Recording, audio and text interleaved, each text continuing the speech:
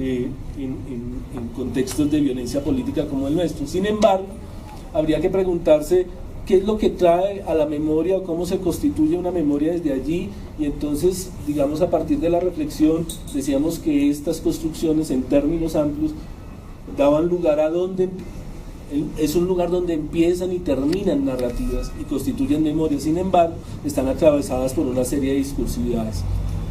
En términos de discursividades, hablábamos de tres elementos particulares que serían los que estarían atravesando esta construcción de estas obras estéticas. Uno es una deshistorización del conflicto. Dos, una idea de liberalización del individuo, o un individuo muy trabajado desde las competencias y demás, pero con un vértice o un quiebre allí. Y tres, con lo que llamaríamos como una interconexión en base, digamos, a las diferentes relaciones de las tecnologías. Entonces, esos discursos de alguna manera se evidenciaban en estos trabajos estéticos artísticos. Y allí se hacía un análisis fundamentalmente de qué era lo que veíamos en cómo se configuraban ese tipo de memorias que evidenciamos ahí. La primera idea que quiero, digamos, solamente soslayar es una particular mirada de la violencia desde lo subjetivo, más que lo subjetivo desde lo emocional. O sea, estas imágenes donde se constituyen una forma de memoria están trabajando deshistóricamente, es decir, el conflicto no tiene una historia, sino que hay un problema simplemente del individuo. No es la muerte, sino el dolor de los sujetos. Y si atravesamos nuevamente, digamos, las figuras, nos vamos a dar cuenta, por ejemplo, en las fotografías de Erika Dietz, unos primeros planos, unos elementos, digamos, que son particulares a todos, como las madres, otros elementos que desvinculan la idea, digamos, de un conflicto hecho con una historia y con una política a un problema del dolor y de la emoción y de la desparticularización. Entonces, en su trabajo Erika Dietz muestra, por ejemplo, que muestra las diferentes víctimas, no importa si es paramilitar, guerrillero, soldado y demás, sino que le interesa es mostrar el dolor más que cualquier cosa. Si lo vemos en el trabajo de los murales de San Francisco, pese, digamos, a que está contextualizado, está en un lugar de Nueva York, también vemos como allí el problema no es un problema social político, sino un problema de la persona y del sujeto. Acá no tenemos el detalle, pero allí hay una carta donde evidencia quien está en el otro lado, quien no está en México, muestra cuál es su dolor, cuál es su problema, centrando, digamos, el recuerdo de la violencia mucho más en el dolor en la persona que en un problema social histórico. Y lógicamente en la canción de 1280 almas lo que hay es la configuración de una escena del dolor. Tú bien, por favor, te fuiste de tu tierra cargada de miedo, tu vientre se ha ido hinchando, lo viste crecer. Entonces hay una focalización, digamos, en un problema, digamos, del individuo y no un problema, digamos, social histórico.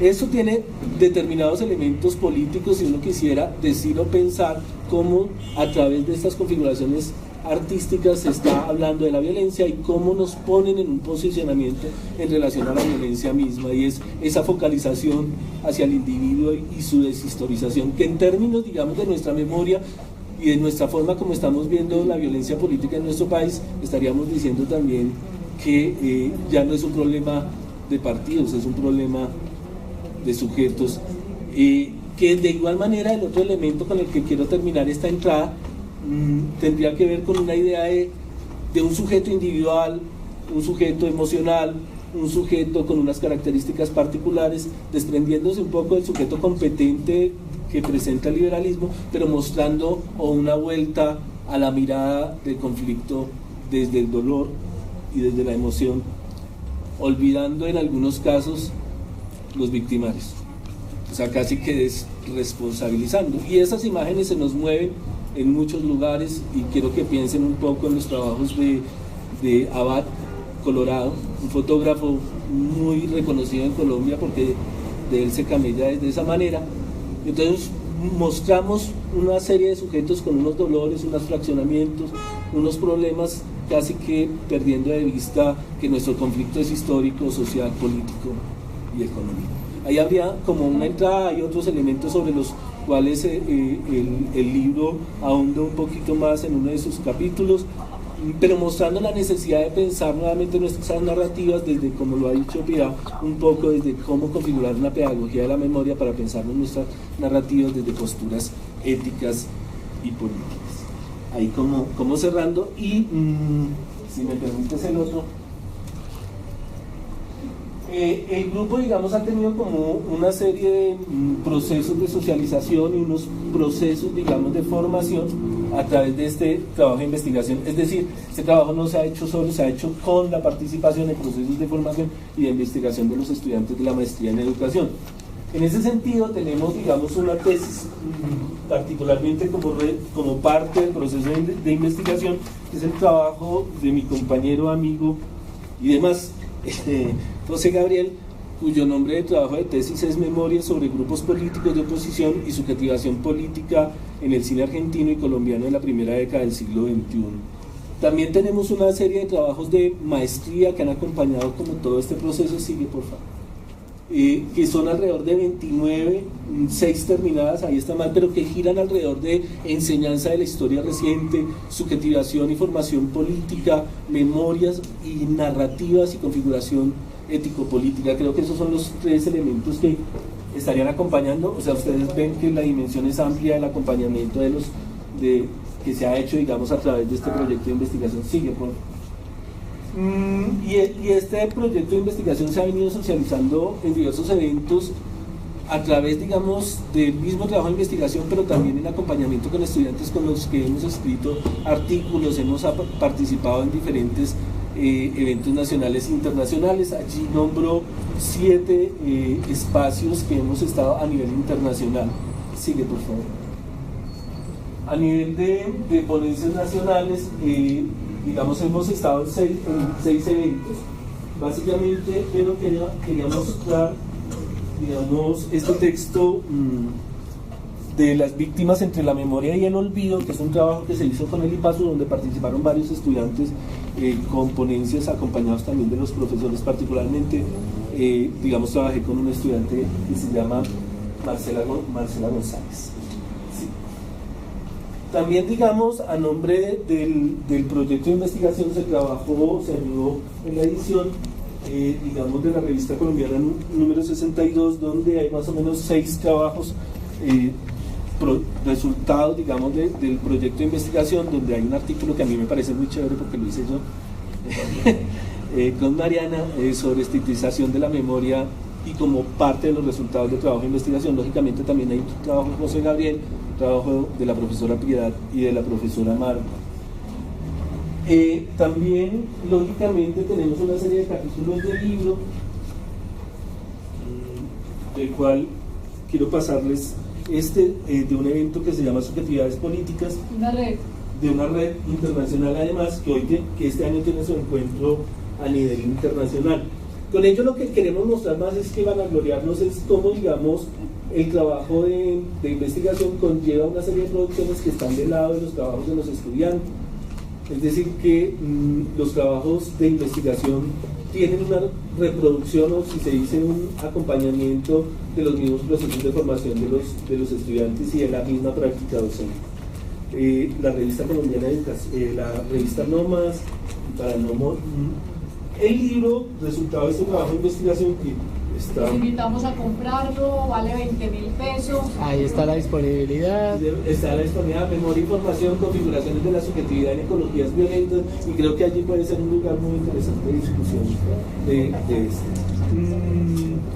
Bueno, nada, quiero mostrar cómo hay alrededor, más o menos, durante el trayecto de 10 tiempos. ¿Se acabó? Sí, se acabó. Hace rato, qué pena.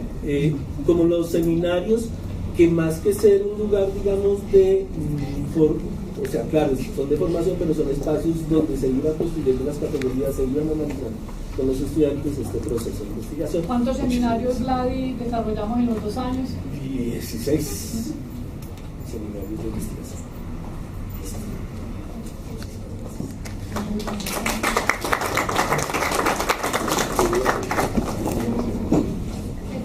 Aproximadamente 10 minutos para preguntas, comentarios.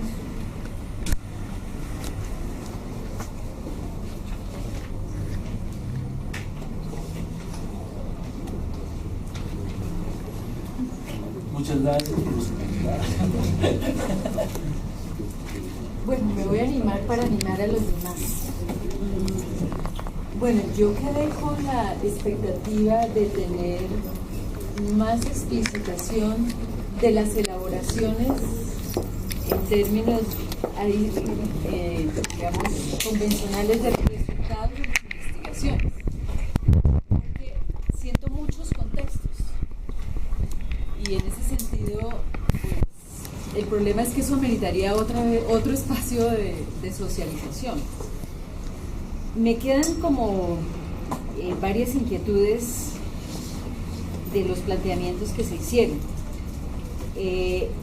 Uno para mí fundamental es, a propósito del señalamiento que hacía la profesora Marta Cecilia, de antes de la memoria están las posiciones, que eso me parece fundamental y que entiendo que eso da lugar a darle una mayor relevancia al análisis de las políticas de la memoria. No me queda claro en los análisis cómo se relacionan esas posiciones con los procesos mismos de subjetivación, ¿sí? Porque si se le reconoce la importancia que da lugar desde esas posiciones a la configuración de la subjetivación, pues me parece fundamental dilucidar y explicitar cómo ustedes están identificando esas posiciones, cómo las están caracterizando, cómo las están problematizando. Y eso yo lo conectaba con una inquietud sobre cómo en este país, y no sé si ustedes lo han abordado, porque es inevitable a propósito del proceso de paz en el que estamos en la actualidad, y es si hay una manera de analizar esta marca colectiva, por llamarlo de alguna forma, de un país que se niega a perdonar, que se niega a configurar un proceso efectivo de restitución, que opta más por el resentimiento, por la venganza, y lo digo como tendencia en la medida en que pues ya ha habido muchos análisis y muchos estudios a propósito de cómo a nivel nacional efectivamente no hay la disposición a generar espacios reales a quienes estén dispuestos a salir del conflicto. Entonces no sé si ustedes en esa mirada de la memoria, cómo analizan como tendencia que tengamos esas marcas tan fuertes, tan afianzadas. Y por el otro lado, cómo se analiza ya no la memoria de quienes han participado directamente del conflicto, sino de quienes aparecen como espectadores que van configurando una memoria a propósito del direccionamiento que dan los medios de comunicación fundamentalmente. Bueno, otros actores, ¿no? También, pero diría que ahí el papel fundamental es la de los medios. Si ese análisis de quienes no están involucrados directamente en el conflicto ha sido parte de las elaboraciones de las investigaciones que han hecho. Y quedé con esta otra sensación finalmente, y es que los objetivos y los propósitos y las preguntas del programa aparecen equivalentes a los propósitos y las preguntas de esta investigación. Entonces no sé si es que el programa está pensado por etapas, porque obviamente la naturaleza y tantas preguntas más todas las que se enunciaron aquí, pues uno siente que está enunciado el programa, pero no queda delimitados los alcances de esta investigación en particular, que entiendo que fue de 2 años, ¿no? Sí, yo creo que una de las cosas que me gustaría aclarar es cómo, a partir de haber pensado un proyecto específico, fue que pensamos que había que situarlo como una cosa más de larga duración, y nos llevó a configurar un programa de investigación y formación. En esa medida coinciden, digamos, los objetivos específicos del proyecto específico con el programa. El proyecto específico lo que trató fue primero de hacer un estado del arte sobre el tema de la violencia política, y en segundo lugar identificar algunos soportes de la memoria y hacer algunos ejercicios a partir de las tesis de maestría de los estudiantes y a partir, digamos, de nuestras primeras aproximaciones conceptuales a las temáticas. Y también a partir de unas entrevistas que se hicieron a algunos maestros y algunos estudiantes que han tenido relación, digamos, directa con fenómenos de violencia política. Que inclusive el análisis todavía está por continuar haciéndose, y eso yo creo que es una cosa interesante para ver respecto a los procesos de investigación, y es la carrera a la que vivimos sometidos con los proyectos de investigación, que hace que justamente apenas estés empezando a decantar una serie de aspectos relacionados con el proyecto y ya estés teniendo que formular el próximo. A pesar de que, por ejemplo, la universidad nos ha dado la posibilidad de pensar en primera y segunda fase, de todas maneras son 2 años que en proyectos de larga duración se queda uno corto. En esa medida quedan muchos retos y muchas cosas para seguir analizando. Hay una cosa interesante respecto a eso que decías de qué pasa con sujetos que no han estado directamente involucrados en los procesos de violencia política o que no han tenido una experiencia directa y que la tienen a través de los medios, en fin. Hay unas tesis de maestría que estamos empezando a dirigir en este sentido. Hay una serie de entrevistas que estamos haciendo algunos de nuestros estudiantes que han tenido algún tipo de experiencia, si sea diagonal respecto a esto. Entonces el proyecto por eso nos obligó a pensarnos más bien en la perspectiva de un programa de investigación que no va a ser a corto plazo, que por lo menos va a tener 5 o 6 años de desarrollo, y en el cual, digamos, un tema en el que hay una tal multiplicidad va a ser empezado, digamos, a tratar a través de un trabajo colectivo. Y eso es lo que le da sentido a un grupo de investigación y a un programa de formación e investigación, en donde cada quien de nuestros estudiantes y de nosotros mismos va a ir poniendo pequeños granos de arena en un contexto que es bastante complejo.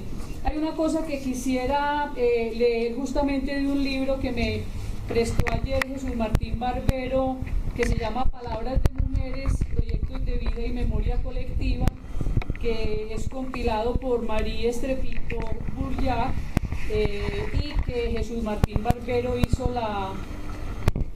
hizo el prólogo. Hablando de lo de políticas de la memoria, justamente una cosa que nos interesa en el proyecto que empecé a desarrollar este año, que es sobre narrativa testimonial, uno de sus objetivos es pensar mucho más detalladamente esa articulación entre narrativa testimonial y políticas de la memoria, empezando, digamos, a mostrar cómo los sujetos tienen un lugar de enunciación, una posición de enunciación, que es la que va demarcando, digamos, esos aspectos de qué es lo que es decible en un momento histórico y en unos contextos específicos, qué es lo que una sociedad está dispuesta a escuchar y cómo eso va marcando también unas características de las políticas de la memoria, en un sentido que de cierta manera mencionaba Vladimir, porque hay un desplazamiento, digamos, internacional en torno a las políticas de la memoria que ha conducido a que se dé más sentido, más significación a la historia individual, a la parte emocional, lo que lleva a deshistorizar, digamos, los problemas. Y esto conduce justamente a que en la actualidad haya unos lugares de enunciación en el cual las víctimas son tenidas en cuenta no tanto por los contextos sociohistóricos que dieron lugar a sus problemas, sino por su dolor o su tragedia. Quería leer aquí una parte del prólogo de Jesús que dice lo que remite a la relación de lo insoportable con la noción psicoanalítica de trauma, que es la apropiada para dar cuenta de lo que hemos estado viviendo los colombianos y las colombianas. Es una guerra a la que las derechas llaman y consideran terrorismo y las izquierdas conflicto.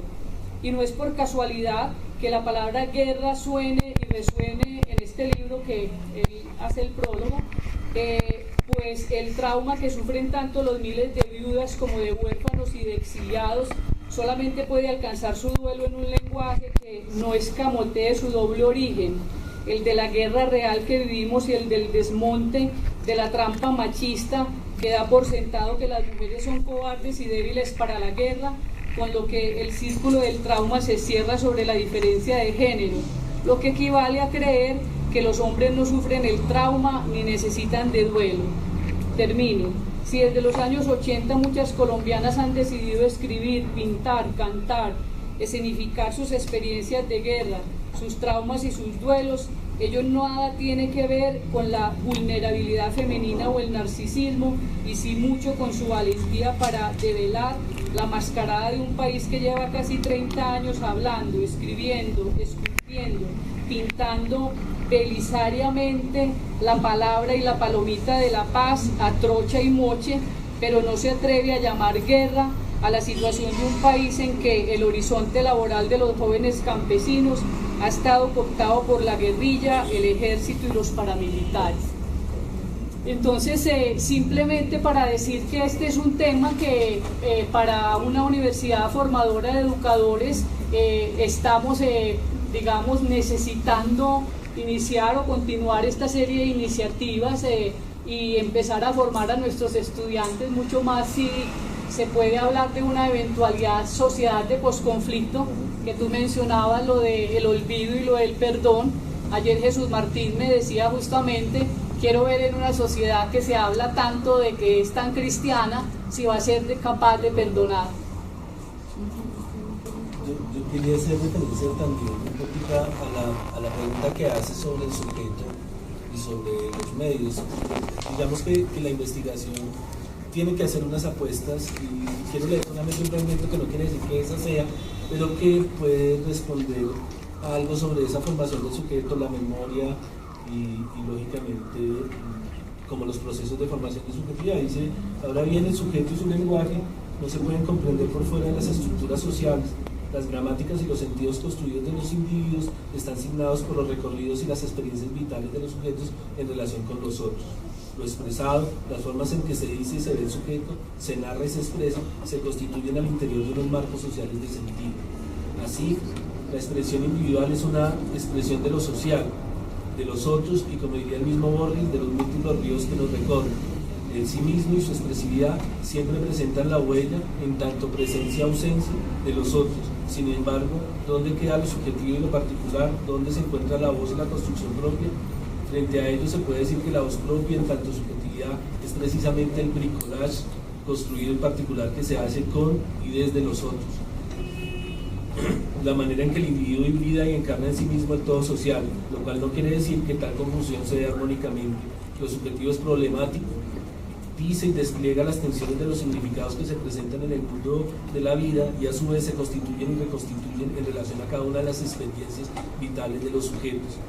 Ese es a su vez el proceso de formación, la manera en que se hibrida, trastoca, recompone el mundo social vivido en el sí mismo en relación a un evento presente, a una experiencia, y que solo es posible observar en las construcciones de los mismos sujetos y que dicen al tiempo de las maneras en que los sujetos constituyen y entienden el mundo. Creo que ahí hay una posición en relación a cómo se forma esa subjetividad y cómo, digamos, la memoria en tanto forma narrativa que se expresa en la narrativa es una constitución de sentido de lo vivido, que pendula entre el pasado, ese presente que está vivido, y los horizontes del futuro que se quieren construir o que se tienen en ese lugar.